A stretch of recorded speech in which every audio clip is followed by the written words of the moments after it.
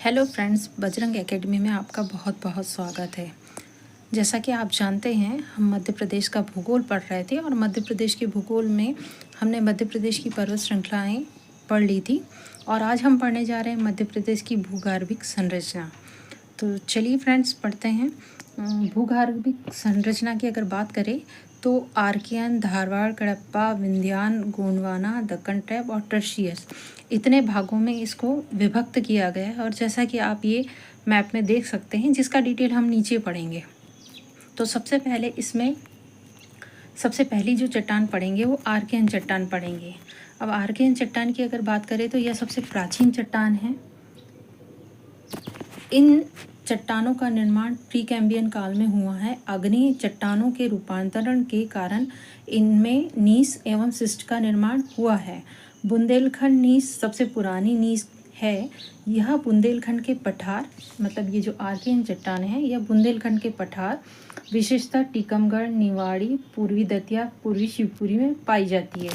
जैसा कि आप ऊपर मैप में देख ही सकते हैं, ये आर्कियन चट्टानों को हाईलाइट कर रहा है। ये जो पार्ट है ये आर्कियन चट्टानों को हाईलाइट कर रहा है।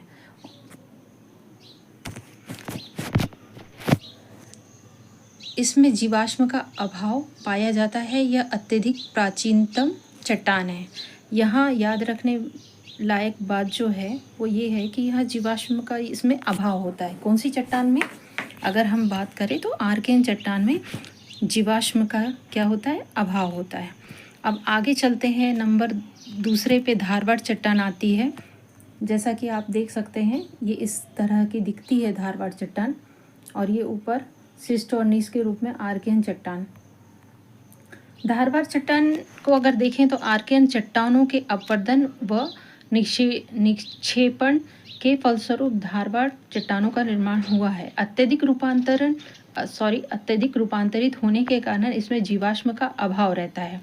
मतलब धारवाड़ चट्टान में और ऊपर हमने पढ़ा कि आर्कियन चट्टान में, दोनों में जीवाश्म का क्या होता है? अभाव होता है। यह संकोली श्रेणी जबलपुर, चिल्पी श्रेणी बालाघाट एवं सौसर श्रेणी छिंदवाड़ा में पाई जाती है।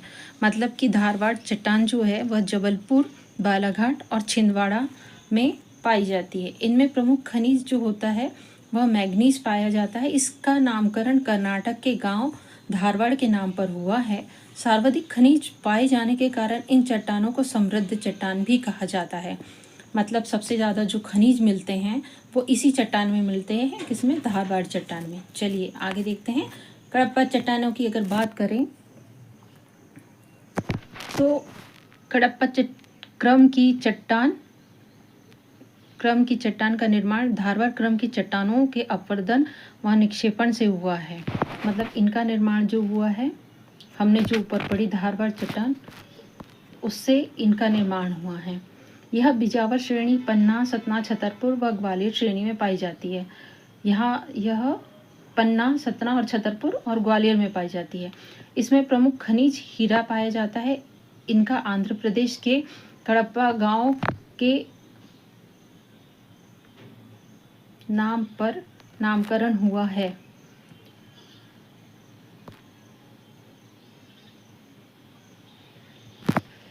ये जैसा कि आप ऊपर मैप में देख सकते हैं, ये धारवाड़ क्षेत्र है।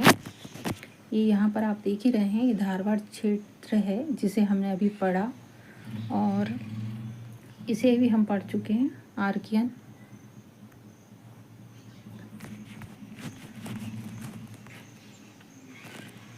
और ये जो हीरा वाला क्षेत्र है इसे भी हम पढ़ चुके हैं, जो पन्ना, सतना और छतरपुर में है। आगे विंध्यान चट्टानी की अगर बात करें तो ये कडप्पा चट्टानों के बाद में इन चट्टानों का निर्माण हुआ है। ये परतदार चट्टानें हैं। यह मध्य प्रदेश के कैमूर, भांडेर, सोन श्रेणी में पाई जाती। यह इन चट्टानों में बलुआ पत्थर, चीनी मिट्टी, चूना पत्थर व संगमरमर के भंडार पाए जाते हैं। मध्य प्रदेश में सर्वाधिक सीमेंट उद्योगों का विकास इन्हीं चट्टानों के आसपास हुआ है। अगर पूछा जाएगा कि सीमेंट उद्योग का विकास किन चट्टानों के अंतर्गत हुआ है, तो ये विंध्यान चट्टानों के अंतर्गत होता है।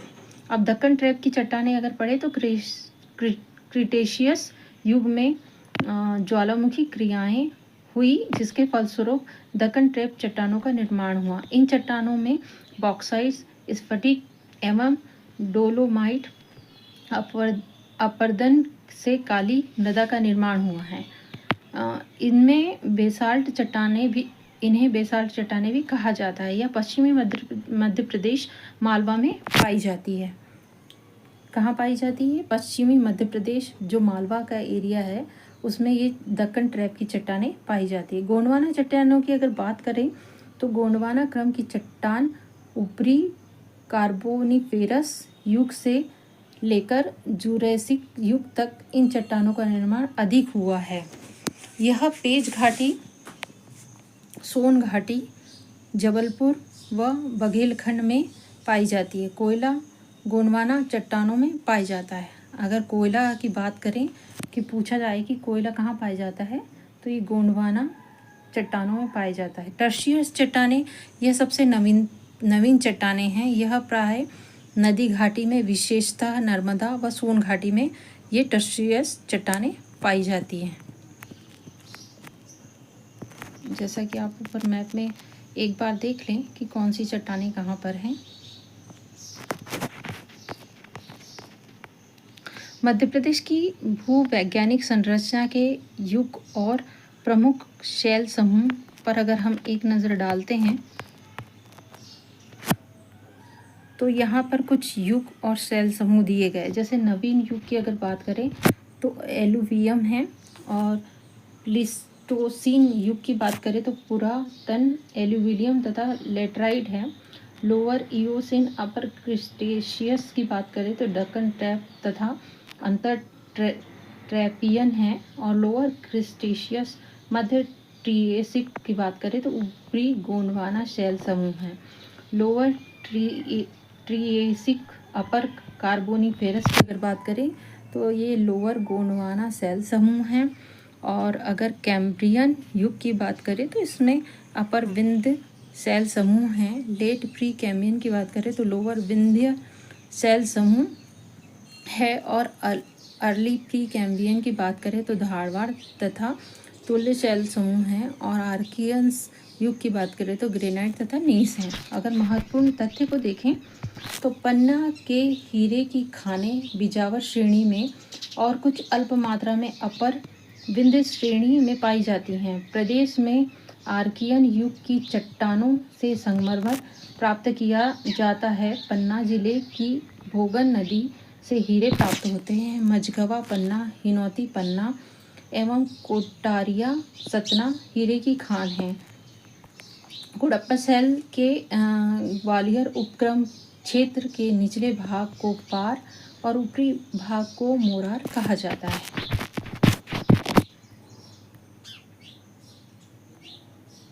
तो इसी के साथ में हमारा ये टॉपिक ख़त्म होता है। बाय बाय फ्रेंड्स, जय हिंद, जय भारत।